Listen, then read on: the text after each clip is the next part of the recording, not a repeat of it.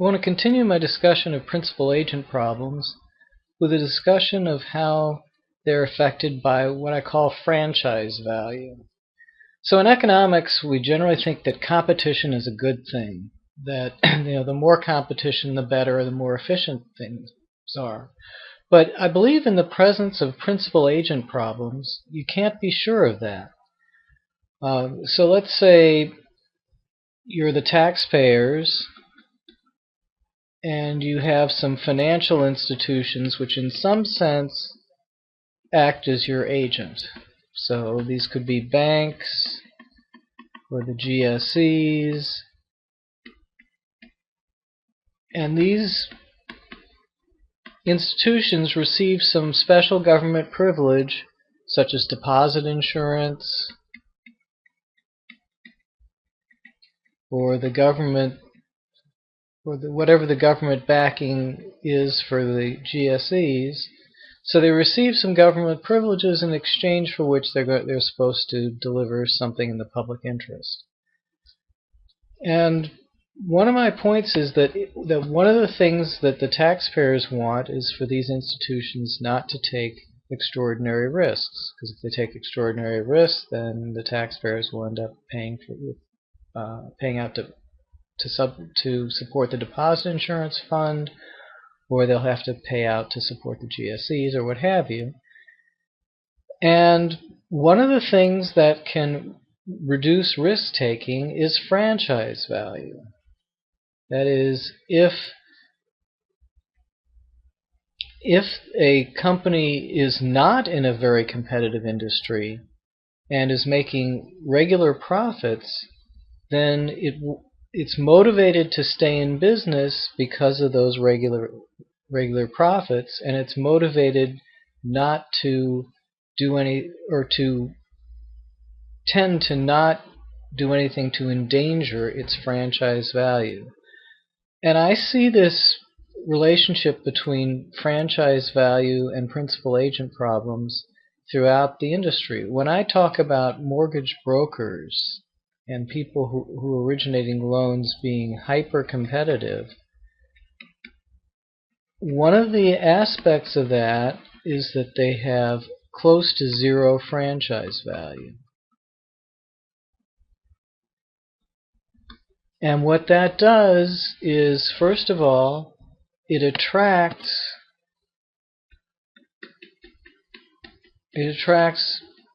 risk takers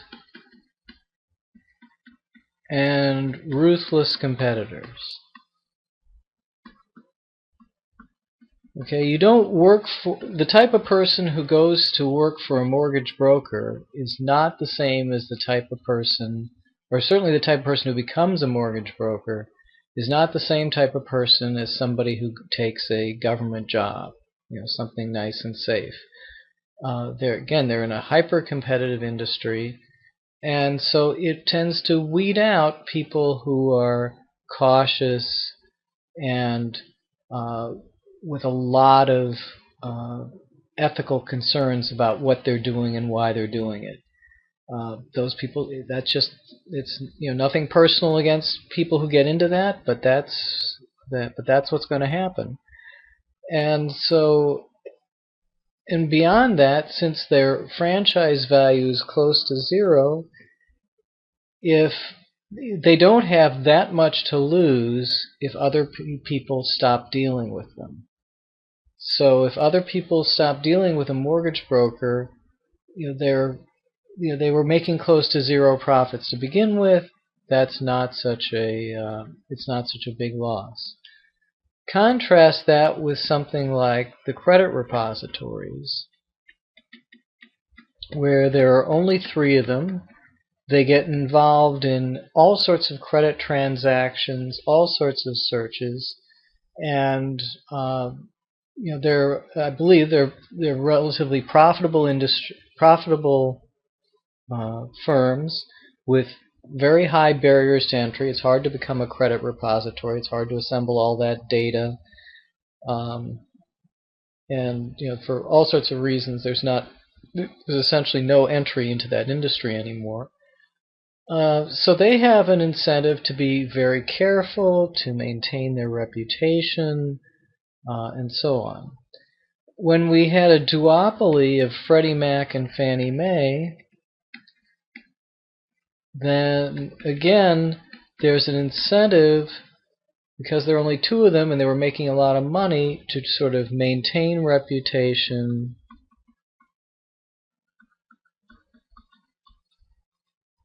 and have capital and loan loss reserves. And actually, one of the mysteries to me is why these companies actually sacrificed their franchise value in the 2000s. I think part of the answer has to be that the top executives of these companies at that point in time did not really know what they were doing. Because had they thought about what they were doing and realized that they were endangering valuable franchises, I'm not sure they would have done it. I don't think it was necessarily in their interest to do it.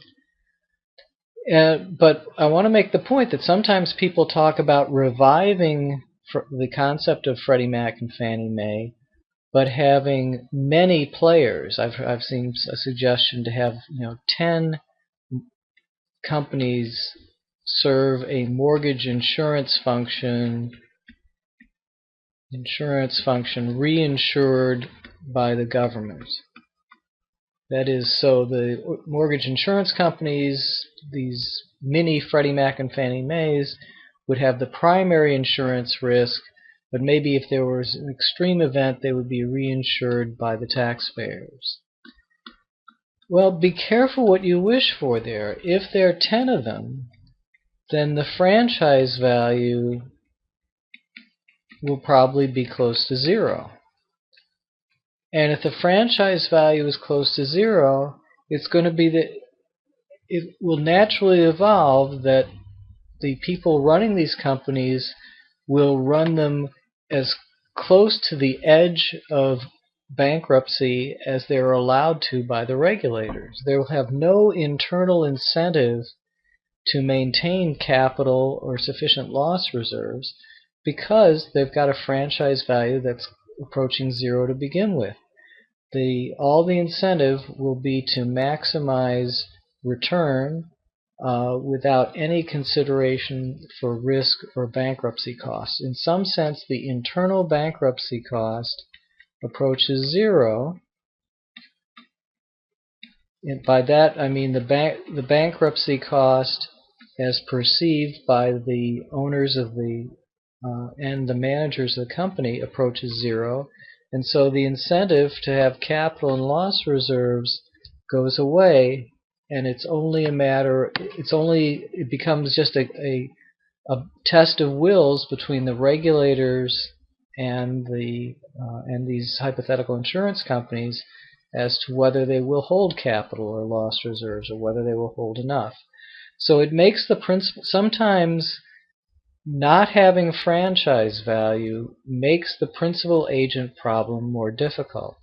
It means that you have to regulate harder. So if Freddie Mac, for example, were to try to buy loans directly from mortgage brokers, because mortgage brokers have less franchise value than mortgage bankers, Freddie Mac would have a much tougher principal agent problem to deal with. And if you make any part of the industry more competitive, be careful that other parts of the industry, including the regulators and taxpayers, may have a tougher principal agent problem to deal with. Just as a matter of history, the banks and savings and loans had much more valuable franchises in the 1960s. So the banks and savings and loans had franchise value because there were interstate banking restrictions, and the states had branching restrictions. So that limited competition. They also had interest rate controls. Remember that there were limits on the amount that you could pay depositors. Those were called the regulation Q ceilings on interest rates. So they had a much more stable profit base, less competition, and consequently more franchise value, and consequently had to be regulated, could be regulated without as much care and rigor, and you could still count on them to remain safe. Then in the 70s that eroded. You had competition from money market funds. You had what was called disintermediation, which is kind of the same, of which money market funds are an example. Disintermediation, hard to spell in public. Disintermediation meaning that someone else got to the consumer to get their funds, and then had those funds at their disposal to lend. And so as that happened, the competition, and also the competition the barriers to entry, or barriers to state competition, eroded. So it was easier to cross into another state and do banking. And so all those things had resulted in this stable profit base went down, and so the franchise value went down. And when the franchise value went down, it was not long after that that problems began to occur in the banking and savings and loan industry, and ultimately there was a crisis and big losses in the savings and loan industry. So the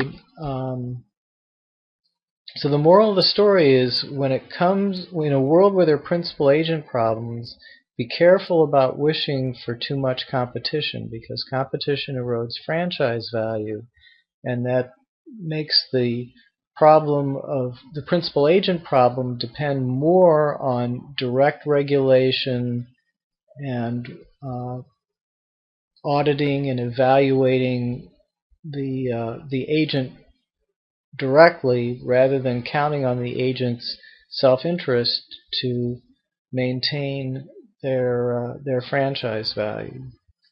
Actually, let me finish with one other case, which is the credit reporting agencies. These are not the credit repositories, but the credit reporting agencies like Moody's, Standard & Poor's, and so on. So they would seem to have a lot of franchise value. The government has kind of given them an oligopoly in this credit reporting, and a lot of securities have to be rated. So they seem to have a lot of franchise value, and I think a lot of people were shocked as a result that they did such a poor job of rating mortgage securities. And we'll have to delve into that later, because that is clearly an instance where franchise value was not sufficient to guarantee that they would perform the way you would want them to perform.